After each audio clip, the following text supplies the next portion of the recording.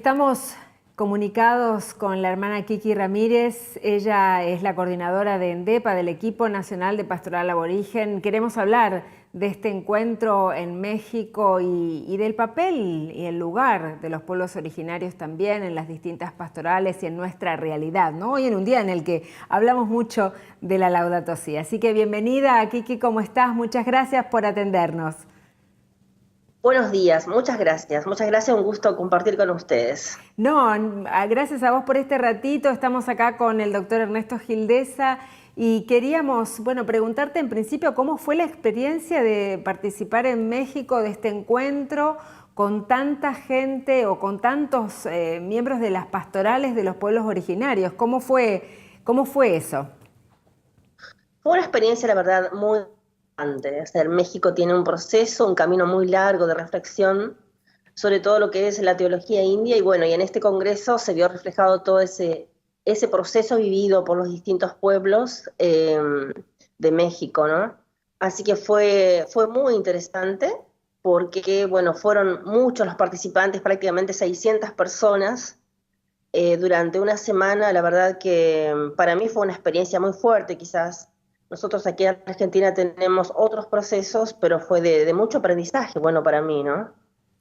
¿Qué diferencia ves entonces de cómo se trabaja en México y cómo trabajamos en Argentina? ¿Cuál es el trabajo conjunto con los pueblos originarios? ¿Qué de bueno o qué nos falta, digamos, si lo podemos poner en esos términos aquí? Bueno, creo que los procesos históricos son diferentes, ¿no? Entonces eso también marca mucho. Marca mucho esa distinción entre la historia que vivieron.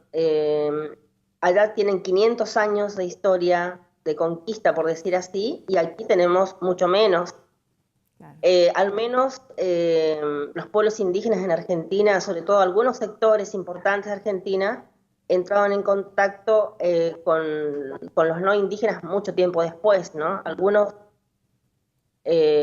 todavía no hacen ni 100 años siquiera. Claro. Pero bueno, en todos lados que vas, bueno, está esa marca de tantos años. Y por otro lado, al mismo tiempo de los años de conquista hay una presencia indígena también muy fuerte, ¿no? Y también son mucho más que en Argentina. O sea, el porcentaje de la población, nosotros tenemos 2,5% de la población total y ellos tienen un 40%. Entonces, esa diferencia se siente, ¿no? Por otro lado, creo que el acompañamiento de la Iglesia en ese sector, al menos en estos últimos años, le han puesto mucha fuerza a lo que es la reflexión de la teología india, porque desde los mismos pueblos está surgiendo esta corriente, por decir así, ¿no?, de poder ir creando una iglesia con rostro indígena. Y nosotros aquí quizás estamos más en la defensa de los derechos indígenas, ¿no? Claro. Es decir, aquí los derechos están siendo muy avasallados, hay derechos postergados, que nosotros estamos acompañando esos procesos de reivindicación de los derechos. También allá, es decir, también en realidad algo muy similar a lo que sucede aquí es que la presencia de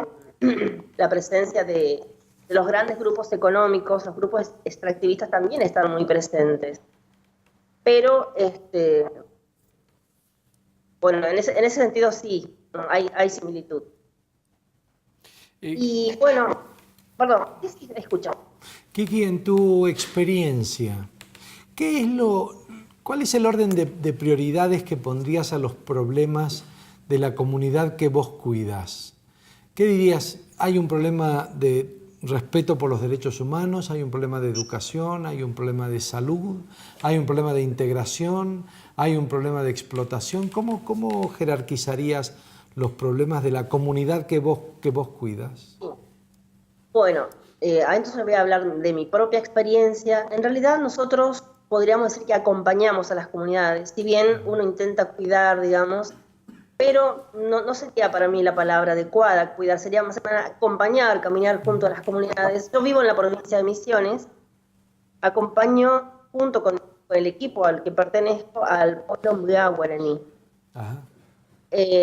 Bueno, el pueblo Mbea guaraní coincide también en que común a todos los pueblos es la falta de reconocimiento de sus territorios. Ese es el problema básico, digamos, ¿no? Es la base de todos sus problemas, porque con la falta de territorios, o los territorios empobrecidos, o la explotación de los territorios, lo que hace es, de alguna manera, trastocar el hábito de los pueblos.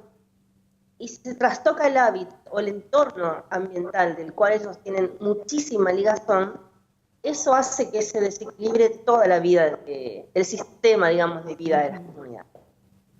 Entonces ese es el primer problema. Y bueno, obviamente muy unido a eso está el que no se cumplen, digamos, las leyes que ya están reconocidas. Es decir, hay leyes nacionales, tenemos la Constitución Nacional, tenemos leyes internacionales muy importantes, tenemos fallos importantes de la Corte Interamericana de Derechos Humanos que de alguna manera estarían indicando un camino, pero y esto, al no cumplirse eso, bueno, quedan postergados los reclamos, y el avance, digamos así, de la expoliación de la tierra, eso está muy ligado a la Laudato Si, de algún modo, ¿no? Este llamado del Papa en este documento, es que cada vez están siendo saqueados sus territorios, y eso, bueno, afecta mucho a las comunidades. Eso es lo que yo vivo cotidianamente. Eso te iba a decir, ¿no? Y preguntarte también, ¿cómo valoran ustedes el aporte que hace la Laudato Si, la encíclica del Papa, a ustedes, ¿no? ¿Qué herramientas les brinda o de qué manera pueden trabajarlo también a ustedes mismos como herramienta de diálogo con los pueblos originarios? ¿Cómo es recibida por los pueblos originarios la encíclica del Papa? Claro, ellos sienten así como, los pueblos indígenas sienten como un respaldo muy grande, ¿no? Como alguien que ha venido, digamos, de alguna manera a comprender esto que ellos tanto viven, lo esperan, digamos, ¿no? Entonces, quizás es como un respaldo grande. Y para nosotros también significa un respaldo muy importante porque la naturaleza, la parte ambiental y los pueblos indígenas son dos cuestiones muy unidas una con otra, ¿no? Tienen mucho que ver, porque cuando están los pueblos indígenas, o donde están los pueblos indígenas, la naturaleza o los recursos naturales están cuidados y están protegidos, están valorados. Y donde no hay o está dañado el ambiente, también lo sienten los pueblos, ¿no? Es decir, cómo les afecta negativamente. Entonces hay mucha vinculación entre estos dos temas. Es decir, es una gran garantía de que las tierras a manos de los pueblos indígenas realmente son una garantía de cuidado y de protección. Hablemos en particular de lo que es ENDEPA, ¿no? Vos estás trabajando allí en la secretaría, en el secretariado de ENDEPA y sos para nosotros hoy como la representante de este equipo que desde hace mucho tiempo viene trabajando en la Argentina con los pueblos originarios. Contanos un poco, para el que no lo conoce, cuáles son las acciones concretas que desde ENDEPA se hacen para las comunidades originarias de nuestro país. Sí. Bueno, ENDEPA es Equipo Nacional de Pastoral Aborigen, es un organismo que depende del Episcopado argentino. Nosotros nos decimos siempre, somos un equipo que tenemos relaciones ecuménicas, un diálogo interreligioso, porque en realidad una de las características de ENDEPA es que desde su inicio y desde la base misma, acompañando a las comunidades, siempre tuvimos relación y articulación con las otras iglesias.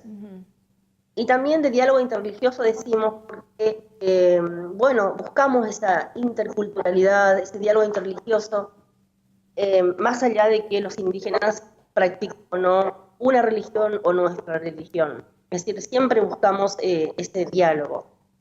Y bueno, nosotros acompañamos la defensa de sus derechos. Existen equipos en muchos lugares del país donde de manera articulada trabajamos, acompañando la defensa de los derechos, especialmente de la tierra, la defensa de los recursos naturales.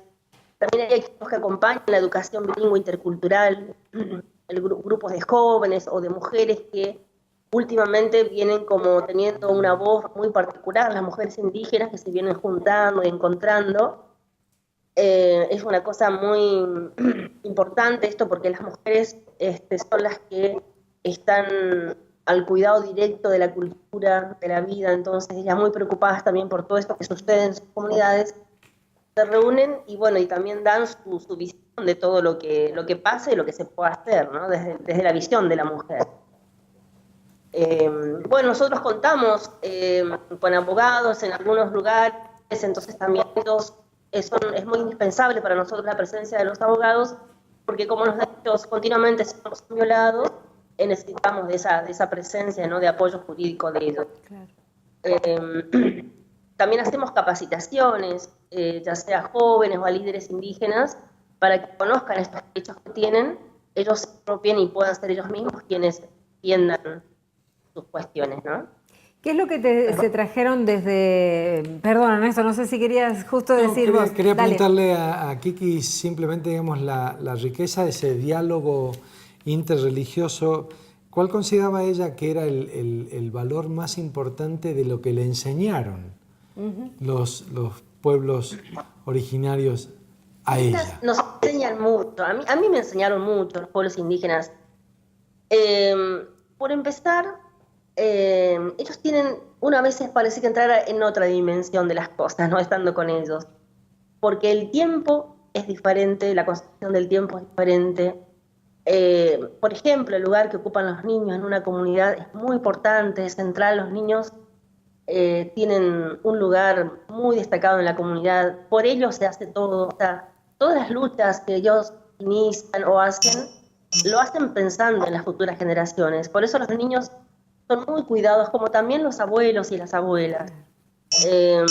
Son muy respetados, se los escucha, ellos van marcando el camino. También la vida comunitaria, digamos, ¿no? El que todo lo hagan así de manera conjunta, de que puedan celebrar, trabajar, danzar y demás, llama la atención, digamos, un poco así, esa forma de vivir. Y bueno, a mí me aportan mucho todo este tema de la espiritualidad tan presente en todo lo que hacen, en todas sus actividades, sus programas del día están motivados por algo religioso, y eso, bueno, les da así cierta profundidad a esa vida cotidiana que a mí también me hace. Esas son más o menos las cosas que me aportan, ¿no? Y que nos aportan.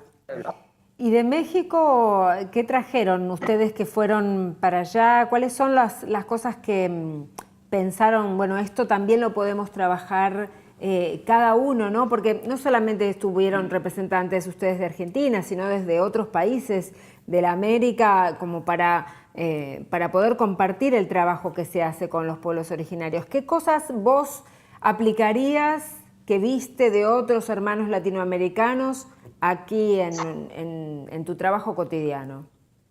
Sí,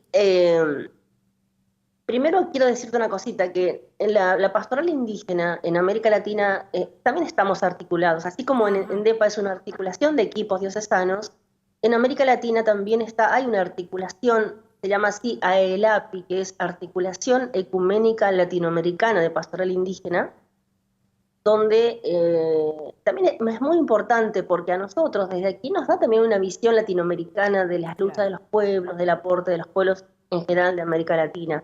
Es decir, en ese contexto podemos entender mejor quizás lo que sucedió en México, ¿no? Es decir, esto no es una cuestión aislada, sino es la actividad concreta de una de estas regiones, porque también AELAPI está dividida en 5 regiones, que es Mesoamérica, el Caribe, Amazonía, toda la parte andina y el cono sur, donde estamos nosotros. Bueno, esto se dio en la zona de Mesoamérica, concretamente en México, y quizás para esta región este caminar de la teología india es un camino ya de muchos años, donde hay sacerdotes indígenas, religiosos indígenas, que ya están haciendo toda una reflexión, ya hay personas que han escrito libros, es decir, hay mucho caminar en cuanto a la reflexión de la teología india, y eso es lo que uno trae como de nuevo y de ganas también de impulsar aquí. Es decir, hay aquí comunidades cristianas que son indígenas y quizás están recibiendo una forma de vivir la espiritualidad católica o evangélica desde una forma occidental, por decir así. y no, quizás no estamos buscando, como lo están haciendo en México, un modo de ser indígena, de vivir como indígena su espiritualidad cristiana, ¿no? Es decir, sin dejar de ser indígena, cómo pueden ser sacerdotes, religiosos, valorando todo su acervo cultural, sus raíces, sus enseñanzas ancestrales, y cómo integrar todo eso en la vivencia de la religión o de la espiritualidad. Eso tienen ellos pasos muy adelantados. Bien, también tienen muchas dificultades, pero lo están haciendo ya con una reflexión muy ya de varios años, ¿no? Claro, tal cual. Bueno, Kiki, te agradecemos muchísimo y esperamos, bueno, poder hablar más adelante, ¿no?, de esta realidad. Hoy hemos tocado el tema de la Laudato Si y realmente me parece muy importante el rescate, el acompañamiento, la valoración de los pueblos originarios que desde la encíclica se hace y desde el trabajo de las pastorales que se hacen, ¿no? Porque este concepto de globalización tiene que ver también con el avasallamiento cultural, ¿no? Claro, y me parece formidable el hecho de que rescaten, digamos, los derechos humanos que están siendo avasallados, el cuidado de la tierra, digamos, y la recuperación de esos valores culturales. Me encantó lo que dijo, digamos, del cuidado de los niños, de los ancianos, y la alegría con la que en cada gesto cotidiano viven su religiosidad, ¿no?